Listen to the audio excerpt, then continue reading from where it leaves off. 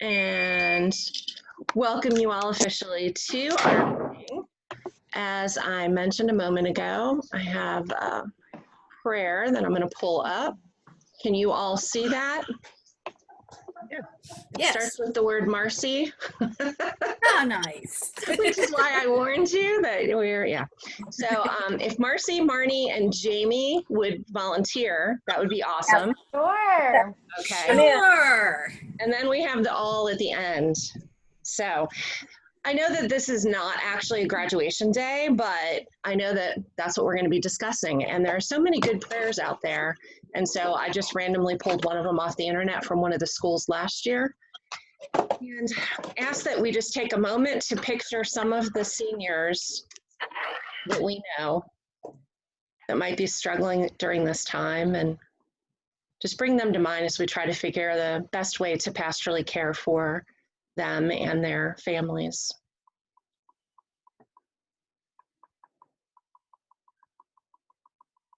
And let us begin in the name of the Father, and the Son, and the Holy Spirit. Amen. Father God, we thank you for these graduating students. We pray that you will give them direction, purpose, and perseverance as they enter the next phase of their lives. Give them clearness of mind to move forward into the plans and purposes you have for them. May these young people gain wisdom from you and have discernment for proper behavior. Raise up Christian mentors for these graduates so they have someone who holds them accountable for their actions. We pray that they will rise above ungodly behaviors and have the boldness to stand up for what is right wherever they work, study, or socialize. Give them wisdom to spend their time and money wisely. Grant them success for their efforts at every turn, and guide their feet to follow your ways. May they be eager to do good all the days of their lives. Use them in mighty ways, dear Father. In Jesus' name, amen. In the name of the Father, and the Son, and the Holy Spirit. Amen. Amen. Thank you. All right, so basically this is just an open conversation about what you're thinking of doing to help honor, and I'm mostly focused on the high school seniors, but I do realize some of you are probably working with 8th graders who are missing their graduations from Catholic schools, and some of you may have also done things for graduating college students that would be disrupted. So feel free to discuss any of those. As you know, Governor DeWine did say that school is out for the rest of the year in person. Many schools are struggling with what to do. I've seen some that have already put dates out saying they're going to have a gathered graduation at the end of June and the end of July and the middle of August. I've seen some that have moved to virtual graduations. So I know we're all in a bit of an unknown. So it's hard for us to consider, so think about what it must be like for those families that are directly impacted, which might also be some of you on this call. And we also don't know what's going to happen with the opening up of the state, as they say it. Governor DeWine was on some national talk shows on Sunday, which led to a posting on some TV stations of a 3-phase plan that didn't have a timeline, and it didn't have specifics about businesses, but it said in phase 1, it would still only be gatherings of up to 10 people. And in phase 2, it said gatherings of up to 50 people. So that still would impact us looking at if we're having baccalaureate masses or masses and breakfasts or dinners or luncheons to honor the seniors. So I did want to just throw that out there, not to be a wet rag, so to speak, but for you to be aware. Mm-hmm. It appears that Governor DeWine has not actually shared those details this week yet in the press conferences. And I read somewhere that he has big plans for whatever Monday's conference is. So We should all try to pay attention to the news on Monday and see what comes of it. So that being said, as a background, what are you thinking? Speak up. Please tell us your name and your parish, because I don't think everyone here knows everyone else. I guess we could actually introduce ourselves. That would be less nerve-wracking maybe. So I'm just going to go down the line of the list of participants as it shows on my screen. So when I say your name, just tell us a little bit more about yourself and where you serve. So I'm Cindy Case, Young Adult Ministry for the diocese. And next on the line is Julianne Pertz. Hi, I cover 2 parishes. I'm a DRE, but I'm also a youth minister with I do it with a father of teens who's got a graduating senior. We're in Ashtabula County. We're at St. Joseph Cal Sanctus and St. Andrew Bovill. Thank you. Oops, Joshua Miller just moved to the top. Sorry. I'm back. Would you like to tell us who you are and where you serve? I'm Jamie Miller. I serve at Christ Our Savior Parish in Struthers, Ohio. Thank you. Kathy? I'm Kathy Nemergut, and I'm at St. Christine's. I'm the coordinator of youth ministry there. Marnie? I'm Marnie Kelty, and I am youth minister and DRE at Holy Family Parish in Poland. Claire? I'm Claire Hobbs. I am the high school catechist and youth ministry leader for Holy Spirit Parish in Uniontown. Oh, the names just started moving on the list. Marcy? Marcy Fessler, Director of Faith Formation, St. Patrick's, Youngstown. Thank you. Melissa? I'm Melissa Varso at Our Lady of Mount Carmel Basilica, St. Anthony of Padua Parish. I'm the coordinator of youth ministry with, probably like the rest of you too, with duties of helping any way I can with the DRE. Hey, Melissa, I'm going to need you to speak a little louder or closer to your microphone, and please repeat what you said. I heard Okay. DRE at Can the you hear end. me? Yes, now we can. Okay. I'm Melissa Varso. I'm at the Our Lady of Mount Carmel Basilica, St. Anthony of Padua Parish, and my title is coordinator of youth ministry. However, I do many other things helping the DRE. Thank you. Molly? Oh, Molly, you're muted. Sorry. Hi, I'm Molly Kulig, and I am the DRE and youth minister at the Basilica of St. John the Baptist and St. Peter's Church in Canton. Oh, Thank you. Your father Sheridan's new person. Yeah, that's right. I switched from St. Barbara's. I don't know if so I just started at these 2 parishes at the end of August. Yep. Kara? I'm Kara Lipinski. I am the CRE and youth minister at St. Joseph's in Massillon. Thank you. Did I get everybody? All right. All right, who'd like to volunteer to go first and let us know what you're thinking?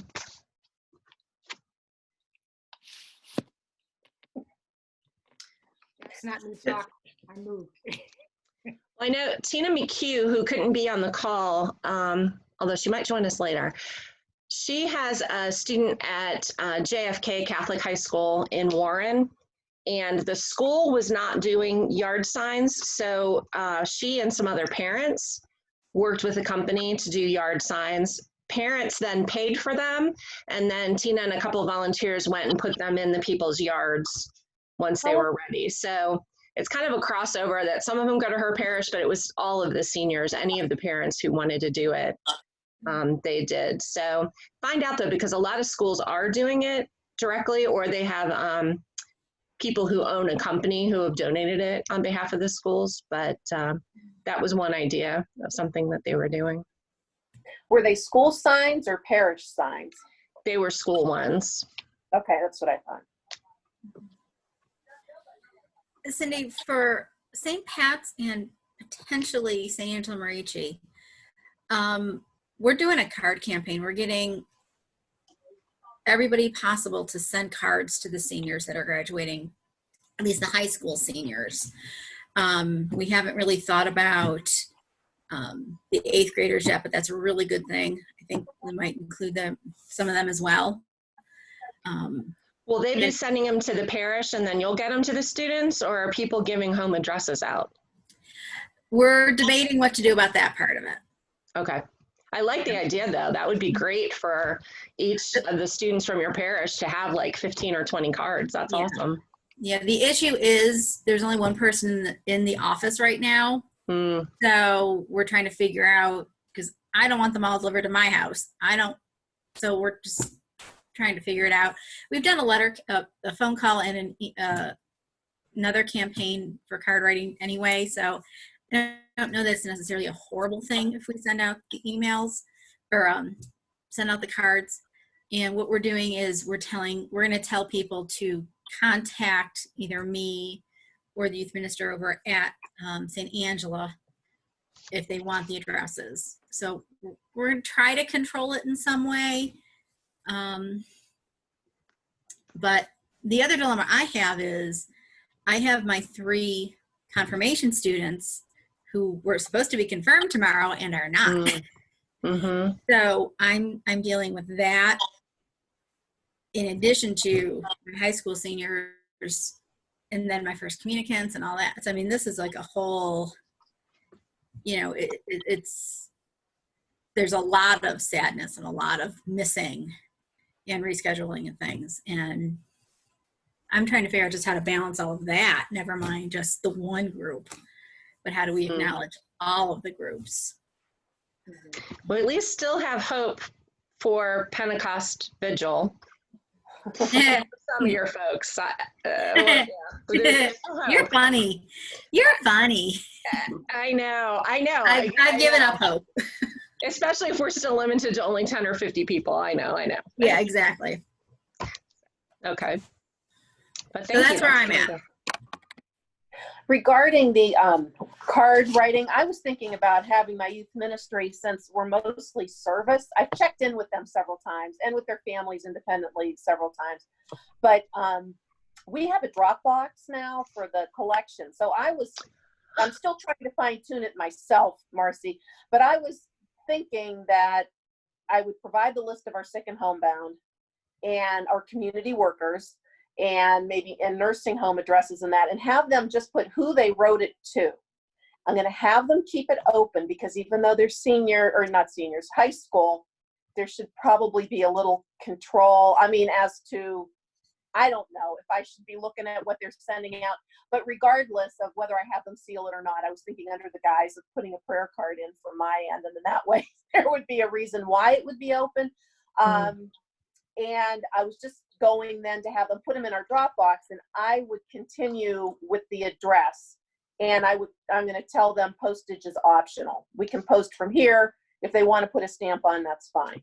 But that way, and I'm not sure, you give somebody a list, everybody starts at the top. I'm not sure who's going to want to do it or how it's going to work, but I'm thinking of putting it out there, and those that want to will, and I'll get them, like to nursing homes, and that would be dear friend. And then obviously the sick and homebound, they could just Mr. or Mrs. because their lists are already posted. Their names are posted in our bulletin.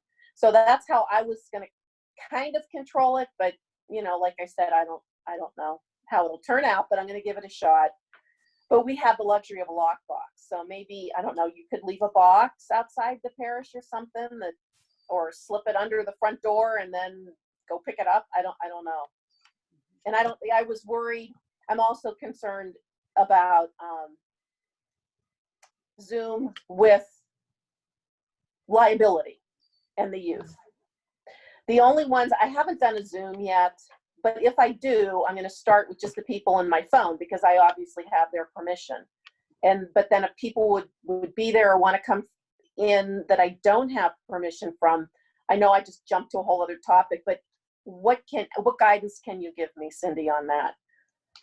Well, you should still adapt the direct permission for direct contact with youth form. Okay. And email that to the parents and see if they can scan it back to you, or okay. At least in an email say, I have given explicit instructions, and then that's a paper version of something that you have from the parent. Okay, thank you. Mm-hmm. And then the good thing about Zoom right now, you guys all entered with a password protected link. There's also one where you can keep them all in the waiting room and you approve each person at a time to come into the room. Honestly, I'm not very good at remembering to look at that when someone joins the waiting room once the meeting is started, which is why I didn't use that. Because yeah, I did one meeting and someone was sitting there waiting for like over a half an hour. And they're like finally like had like emailed several times and I finally saw an email pop up and I'm like, oops, sorry. But those are helpful things. And you would not put that information out in a public forum then. It would be, you know, email me for the contact or whatever. So you can't post that on Facebook because that takes away your Right. safe. Right. Okay. Thank you. Mm-hmm.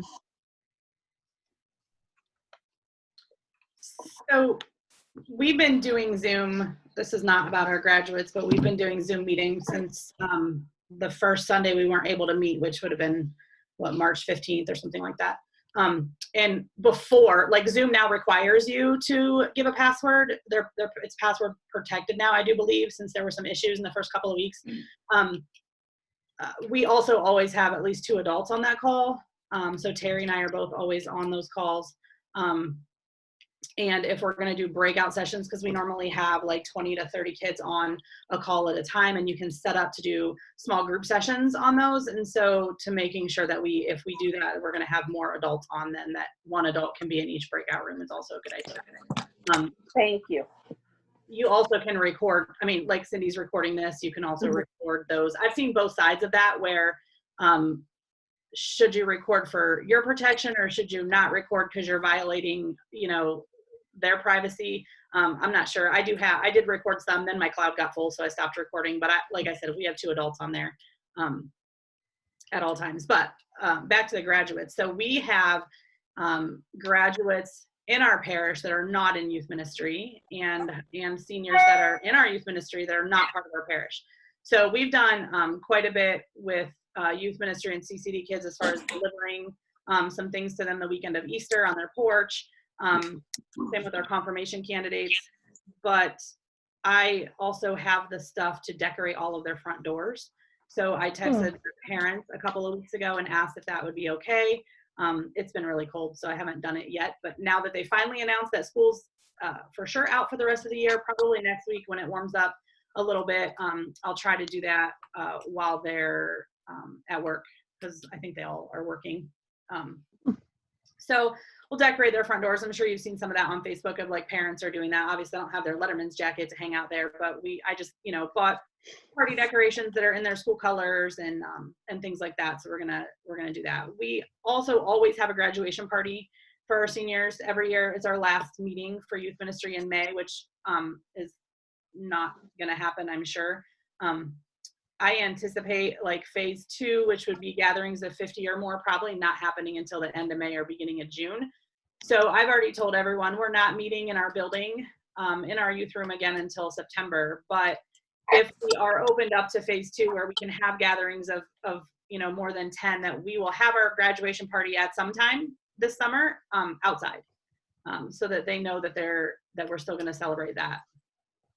And then we also always have a mass where we recognize, we have a scholarship program here for our seniors if they are eligible for that. And we have a mass where they're presented with that check, where we also give anyone that was nominated for Eagle of the Cross, we give them that certificate then, and any of the Knights of Columbus awards that were nominated or presented. So we will still do that whenever we can. And then also maybe invite the seniors to wear their cap and gowns, kind of like a baccalaureate mass. I know St. Paul's was, Joe was talking about that yesterday.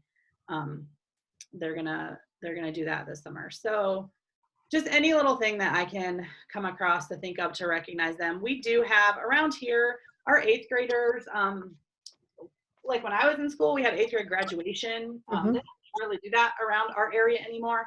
So it's not really like I have an 8th grader, and it kind of stinks because, you know, he didn't get to run track, and he's not gonna, you know, he didn't get to go to DC and things like that. But as far as end of the year kind of thing, our schools don't really do a lot for the 8th graders here, so I don't have anything planned for them right now. Okay. But something to think about. Well, those are great they're not missing. Sorry, who was that? That was Marnie. Great ideas. Thank you. Hey, we do something else at St. Pat's, and that's every year we ask the parents to send in a picture of our graduating high school seniors, and we decorate the bulletin with them, and then we do a special prayer and blessing over them at usually it's the 10:30 mass, but sometimes we do it at the 10:30 and the 5:30. And we're not sure we're going to be able to do that this year. And the bulletin companies, at least our bulletin company, is only doing 50 bulletins, and the rest are going email. So it's all going online. Bulletin companies aren't even really working that much right now. So we're challenged with what are we going to do to keep that tradition up. And we're talking about maybe doing something online, putting it on the email or website, something like that. But even that, we're looking at, gosh, is that even going to be feasible? Are people even going to want to do that? I mean, this is just so uncharted. Thank you for reminding me of that, Marcy, because what we did, and this might work virtually, sort of. We would get the photos every year, and maybe have the kids either say what their plans were, so-and-so, Kent State University, whatever, going to the Army. And we always made a big poster board.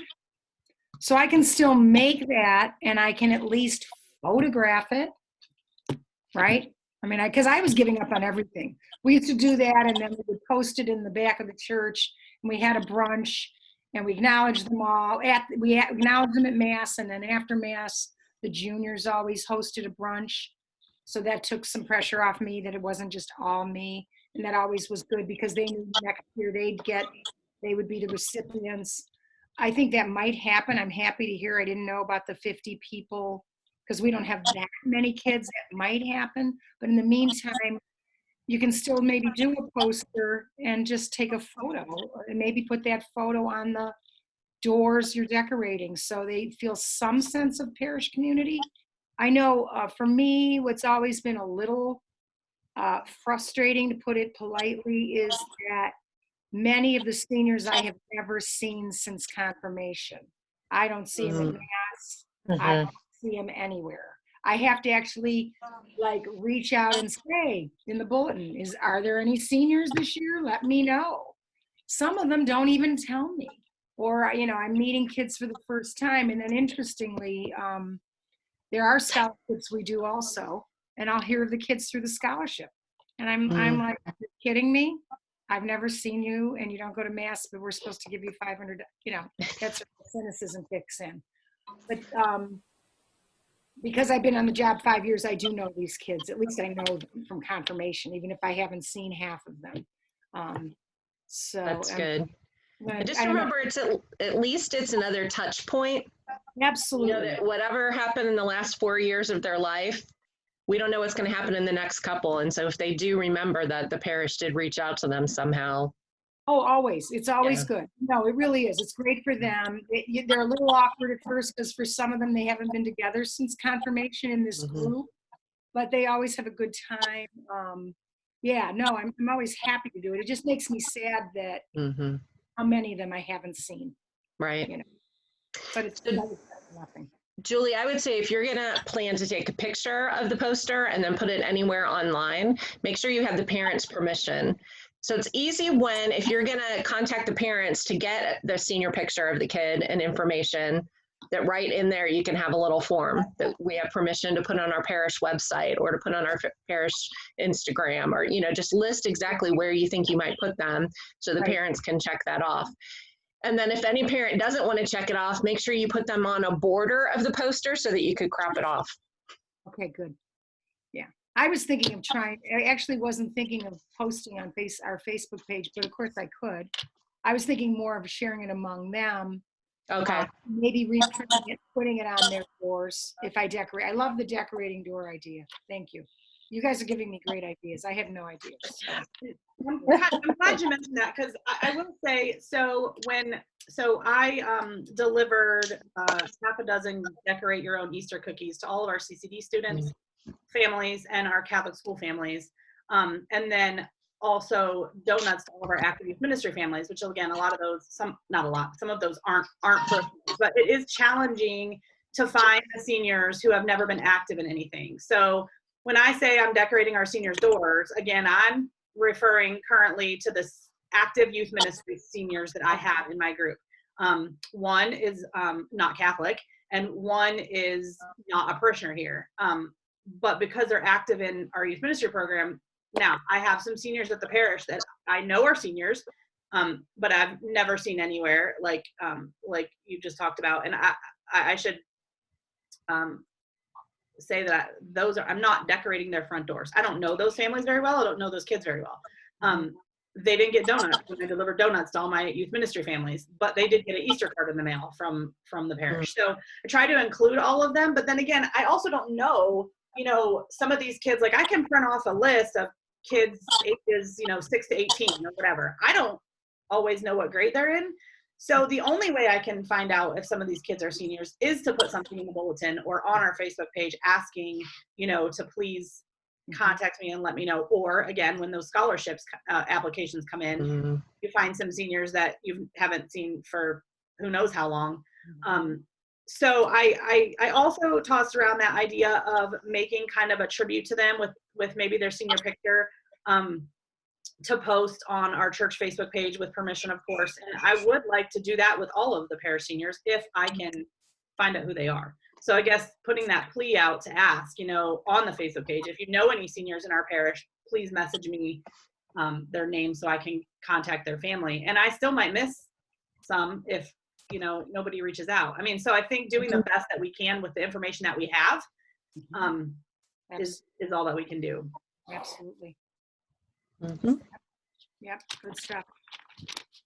Cindy, and I've looked online a lot, and I'm actually grew up in Pennsylvania, and they actually have been doing like baskets for seniors, like people in the church adopt a senior, and then somebody can go and buy like all their favorite treats and leave it on their door. Nice. I thought that was a cute idea. So, I mean, like you said, we don't really know all the seniors. This is only my 3rd year here, so I don't really know these seniors. I actually went back into the confirmation list from them going to meetings, and that's how I found all their names. And then I went on to our church directory, and I found all their names, and then I wrote down their addresses. So that's as far as I got. I love the idea with the 8th graders. I never thought about, I just assumed the school would do that, but I think that's a great idea, like to recognize them also. Well, and this is going to sound self-serving, and I don't necessarily mean it to be, but if we want the 8th graders to become involved in youth ministry, that's another opportunity for a touch point, which is why when I was at a parish, we great idea for the 8th graders. So we actually used to do a 8th grade retreat that I would bring some of the youth in to help do the school, and then PSR, sorry, that's what we called our CCB kids. So obviously that wouldn't be something we could do this year, but that's why that was in my mind. Now, when you decorate, I love that idea. When you decorate the doors and that, is this from the parish or from youth ministry? I mean, how do you, like, what are you thinking when you decorate the door? Parish and youth ministry? I don't. Well, I don't plan to like sign it or anything, I guess. I never really thought about that. I mean, again, my seniors are, I think only one is not a parishioner here. So, and one's not Catholic. So obviously they're not a parishioner here. I didn't really think about, here's the thing. So I don't want this to come. So their parents know. I mean, I reached out to their parents as, a youth ministry senior in particular. So I'm sure, like, I'll probably leave a card on their, maybe on their porch when I do it, and sign it probably from, I'll probably sign it from both the youth ministry, team and St. Joseph Parish. But I hadn't given that a whole lot of thought yet. It took me enough time just to order all the decorations in the right school colors and make sure I, had enough stuff to do it. I haven't really thought about that, but normally when I do that, when I signed, when I taped little notes to all their donuts and cookies. When I did it to the donuts, it was from, Ignite Youth Ministry team. And when I did their cookies, I signed it from St. Joseph Children's Faith Formation team. So it's kind of from both either way, but I didn't really think about that too much. Good point. Maybe I'm crazy, but it doesn't really matter if you sign a parish or youth ministry. Youth ministry is part of the parish. Right. So it's not like we're separate entities or whatever.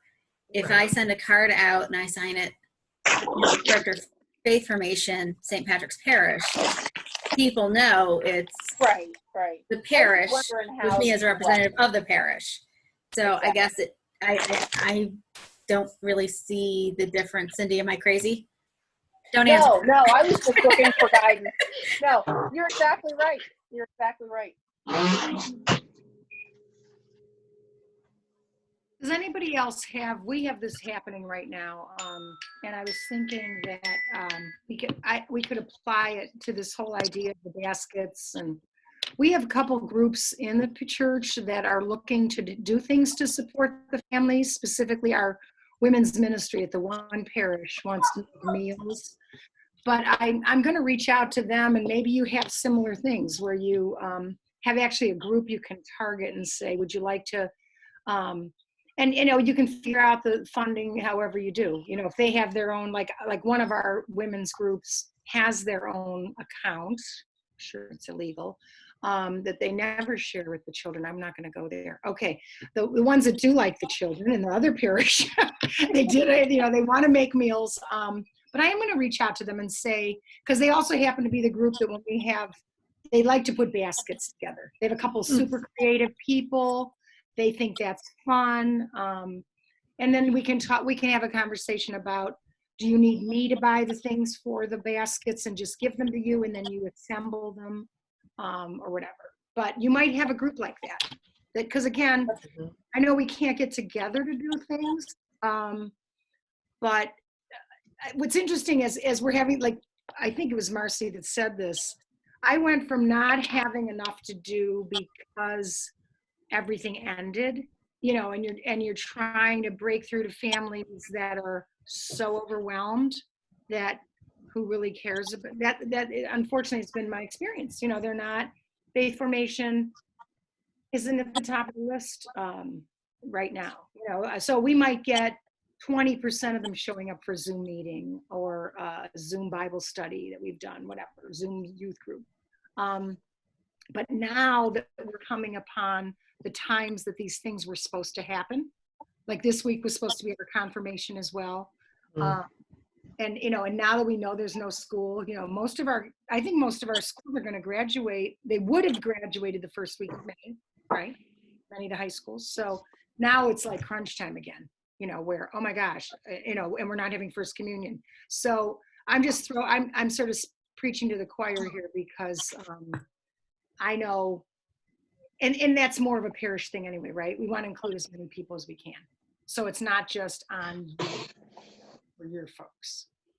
Julie, that brings up a good point that I know that in some parishes, the Knights of Columbus or the Women's Guild or different groups would purchase a book, How to Succeed in College or How to Keep Your Faith on Campus, like those kind of things, or Bible. Reach out and see if they'll still do that, and you just home deliver them and include, some good prayer cards and a letter from the parish. It might also be an interesting time to see how your pastors might want to be involved. Like some of them are doing live streaming masses, so maybe they'll video a message just to the high school seniors that you can send them. Or at least a letter. It might be a nice time for them to have a different kind of connection as well. So don't forget to see what they're thinking. And I know not all parishes will that work, but some of the guys are amazing and they'd be honored to be included. Yes, Cindy, I'm glad you said that because the youth minister over at St. Angela, Father Peters asked her to do a message on Facebook, but also we posted it on the websites, talking to the high schoolers, specifically as seniors, on behalf of both parishes. Nice. And on the one hand, that was great. On the other hand, for at least St. Pat's, they have no idea who this person is. And that The parish leader did it, or I'm sorry, the parish minister, not the pastor. Correct. Oh, okay. Sorry, I So misunderstood. that kind of, on the Right. one hand, it was good, and she did an excellent job of not, I don't want, please, it was wonderful, it was excellent. But after watching it and agreeing that it should be posted and all that, I kept thinking to myself, but we don't know who she is. And that to me is important too. And I don't want to step on her toes and do one, because then it's, well, Marcy didn't think it was good enough. So I'm letting it fly, but it's presenting me a different opportunity, because now I'm going to take the reins and say, well, let's start working together on things. So in the future, it's not looking like, who is this person doing it? We are doing it together. So it's an interesting opportunity that's arise from this particular chaotic event. We're definitely having opportunities to learn a lot in this time period. That is for sure. All right, what other ideas do people have, or questions on how to adapt things you've done in the past? I guess I'm wondering, how am I going to have my volunteers in the fall who teach CCD wanted, volunteer to do this Zoom and do all this preparation? I'm anticipating a whole different, well, obviously it's all going to be different. But any suggestions on, because it's all volunteer. And I did a lot of subbing this past year, so I just don't know. I'm concerned about that based on how we've run things in the past. But of course, it's not the past anymore, as my kids say, back in the before days. So anyway, I don't know. That's just something I'm contemplating. Well, not only that, Marnie, but how about the people who have equipment? Not everybody has the equipment Exactly. to do Zoom. So it is a problem that we need to consider. That's a lot, for us to think about. Yeah. And I agree with you. Molly, please go ahead. Go ahead. Molly? Sorry, yeah. Somebody else wanted to talk too, though. I don't want to cut them off. That's okay. We'll go Molly, then Julie. No, I mean, I had that same concern. And so at the end of the year, instead of doing Zoom classes, I'm like, how can I expect volunteer catechists to do this?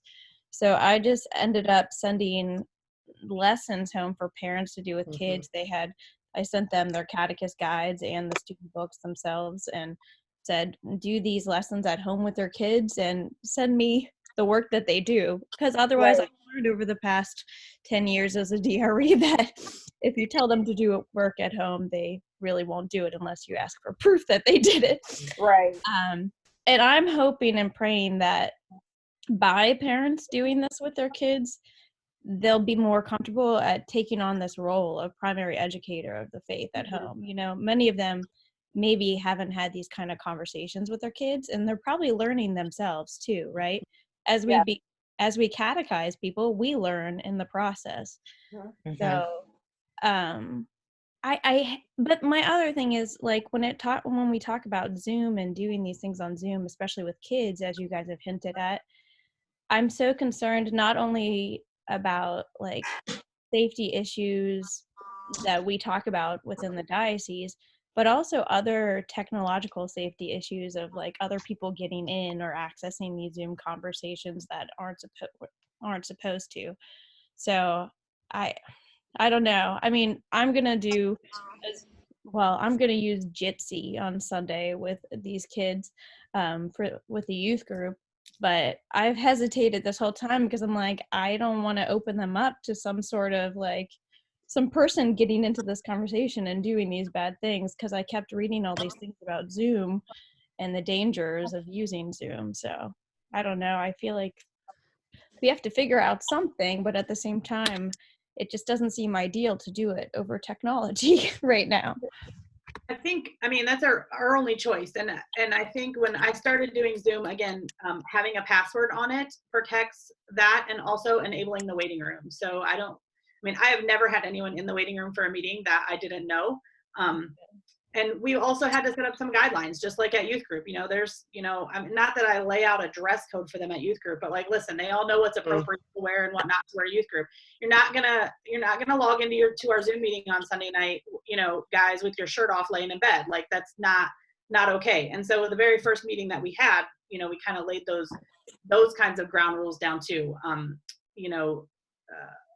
to make sure, if they were somewhere where there was a friend over or something like that, like that friend I don't have any permission from that friend's parents to be on meetings. And so there's a way to do it safely. And I haven't had any issues with that at all.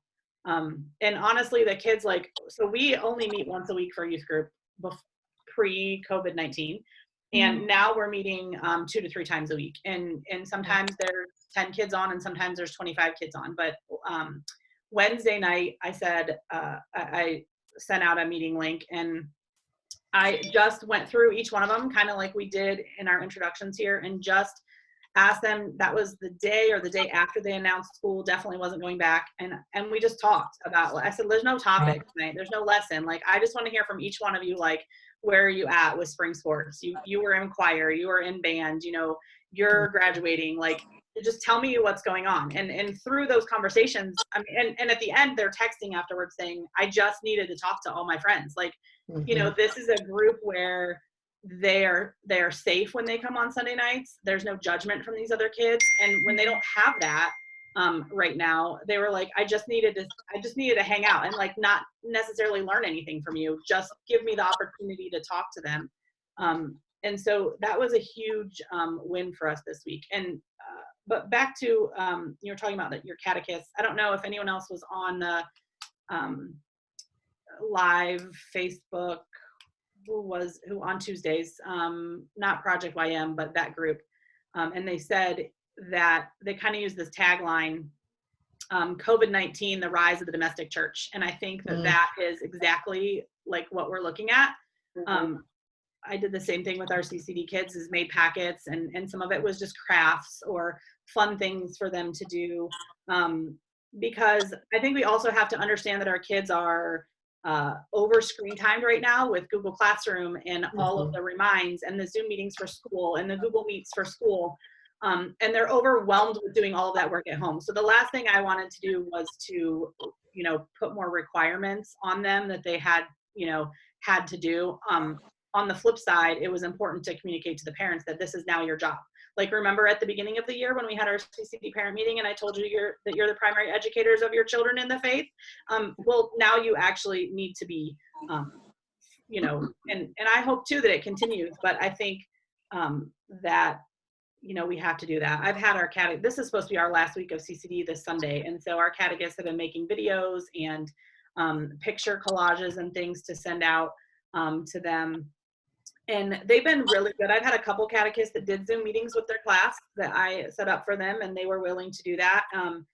And I think I think for us, it's going to be a summer long thing too. Like, yeah, that was supposed to be our last class, but I think we have to keep in contact with these kids all summer and their families, which is something that we normally do every summer. It's kind of a break. And, but I think this summer is going to have to be different. I'm not so much worried about, I didn't ask our catechists to do a whole lot, as far as meeting with them, meeting with the CCD students, but they've been very involved and excited and missing their kids. So I don't think it's going to be a problem come fall when it's time to jump back in, Marnie, like you were saying. We just have to be careful how much we ask of them. Right. Well, thank you. I feel better because I shared a lot of the same concerns as Molly. That's why I haven't done a Zoom meeting yet, because they're overdone, but then they are looking for just a chance to hang out because, you're right. Sometimes you have 10, sometimes you have 20, but those kids, when they're together, they're really together. And I'm sure they're talking to each other anyway, but anyway, okay. Well, thank you both very much. I feel better. Marnie, the other thing I want to say, and Julie, I know you had your hand up earlier too, so I'll get to you in a second, but okay, so I read so many things from you and Molly. Kara already hit on, sometimes some of the teens or children might be sick of screens. There's really screen fatigue is kind of the thing that's starting to happen. So Marnie, back to part of your question, it might be that we need to have meetings for the parents and say all parents of second graders, and then you record it and then you can send it. And so then those who don't necessarily have the technology to be on live and interacting can watch or listen later.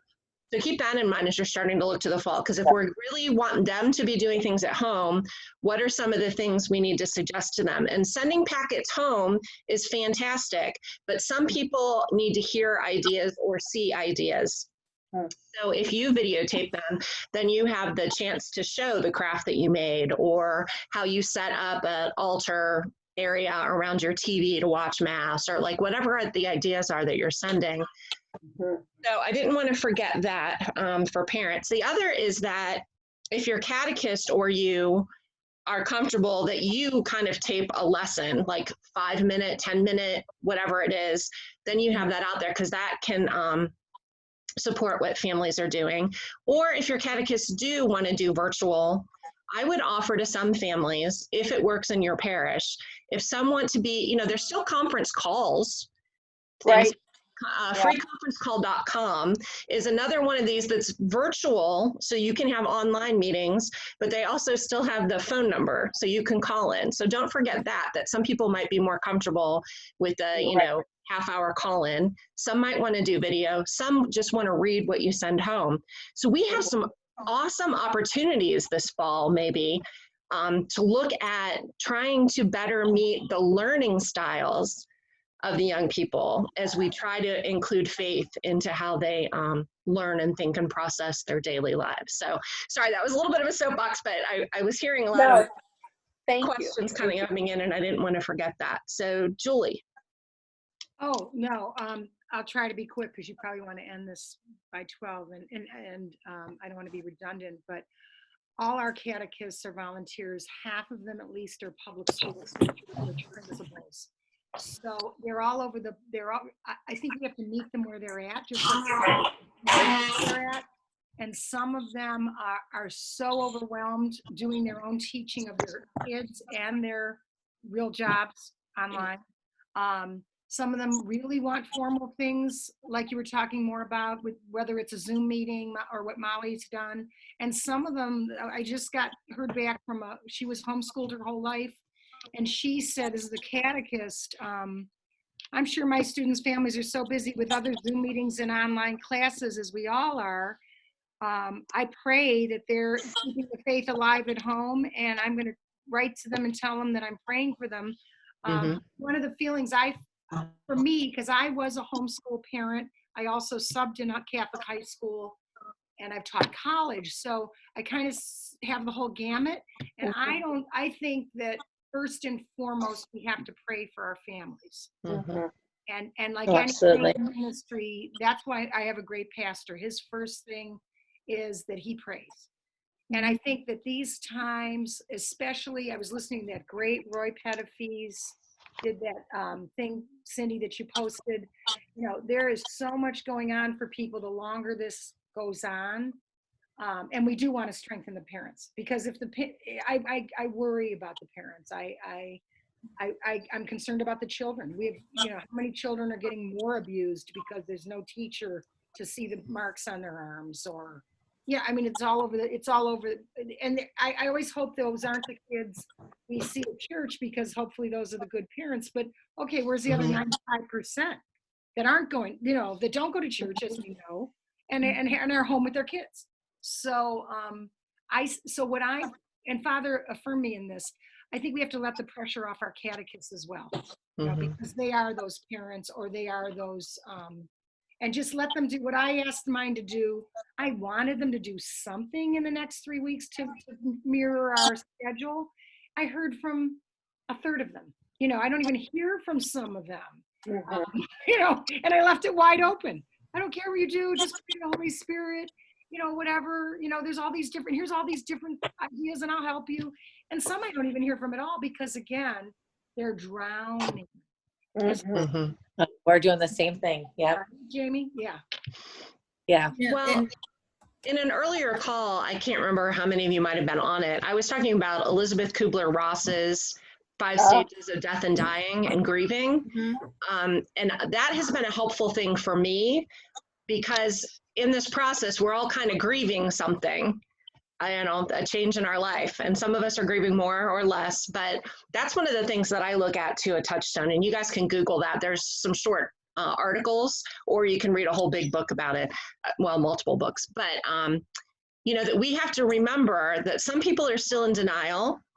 Some people are trying to bargain. Some people are accepting, so just look through those and just think. So Julie, the ones who jumped on and are ready to do stuff, let's think of some things to have them do, and then just keep praying for all the others. Yeah. So that's been something that's been helpful for me. I don't know if there are other theories out there you guys have come across that have helped you, but. Yeah, that's a good one. And what's interesting for me is back in January, my catechists have pushed hard to have mid-year meetings. To have what? They like having mid-year meeting every mid-year. Yeah, I'm like, really? You want to meet more? And I don't know. But we actually started talking about what we wanted to do come fall, including recording classes and live streaming and things like that. And coming up with, because now we have internet in the social hall, I know, yay! Took 3 years. But I challenged them to come up with some ideas of how we can make use of that. And I'm actually doing a Zoom meeting with them, with the catechists tomorrow. And one of the things I said to them is, I really just want to see your faces, hear your voices, that sort of thing. But, we're almost a little bit ahead of the game because we started this conversation back in January. So I'm feeling less stress and pressure about the fall because they were thrilled at the idea of recording themselves and putting it out there and live streaming and things like that. And for me, the question is just getting the right technology into their hands, which I've already talked to the pastor, and I'm going to reiterate to him that we're going to be spending some money and we're getting them all iPads so that they can record themselves, and we'll set up Zoom. There are protections out there for that. So nice. We're thinking ahead already. I'm pretty proud of my little group. Another fun idea might be working with small groups of teens to do lessons for children. So think about, as Molly was saying, as we catechize, we learn. And if you're like, okay, we want to do on this topic, and you get 2 or 3 teens, some of them love doing this video kind of stuff. So find who they are, and that could be an interesting, different way for them to learn more and then work on the project. And I would love to see them if you do that. That's a brilliant idea, Cindy, because I happen to have about 5 teens that are good shepherding. And a couple of whom already, Haley and Ginny already graduated, but obviously are home. Thank you. I mean, I've gotten so much. This is awesome. Yeah, this is a good time, as you were saying then too, to get some of the college students to maybe have some nice messages. Good idea. For going back to the graduating seniors, to have some college students say, hey, I just finished, 2/3 of my first year of college, or, I did 2.5 years of college. Those could be some interesting little gifts for your parish then too. Okay, so I did notice the time. Is there any other comments or questions people would like to bring forward? I just want to thank everyone for their great ideas and support, and stay safe and healthy. Absolutely. Stay safe. Ditto. Thanks, Cindy. Yes, thank you. Thank you, Cindy. This was awesome. You have no idea how excited I was to see you all, and this was probably one of the fastest hours of my day. Yes. So thank you all. Absolutely. We need to do it again. Yeah, let me know other topics. I don't mind throwing these out there. Would someone like to lead us in a quick closing prayer? He would. Who would? I'm just joking. Her son would, right? Yeah, he's on roller skates behind me. Gym class. I don't know why he thought right now was a good time to put on roller skates and roller skate around our house, but he is. I want an A&W root beer now. Yeah, There's a throwback. he's killing me today. I'm going, Josh, give me 5. He's like, can I get out your phone? I'm like, no, come on in. That's how it goes sometimes. All right, well, as we lead towards the month of May, and we're thinking of all these seniors and that our country is going to be rededicated to the Holy Mother again, we just ask our Mother in a special way to watch over and guide us, keep us safe, help us remain faithful. And together we pray, Hail Mary, Full of grace, the Lord is with thee. Blessed art thou among women, and blessed is the fruit of thy womb, Jesus. Holy Mary, Mother of God, Pray for us now, at the hour of our death. Amen. Father, Son, Holy Spirit, Amen. Thank you. God bless you all. Thank you, guys. Thanks, everybody. Bye. Bye. Bye.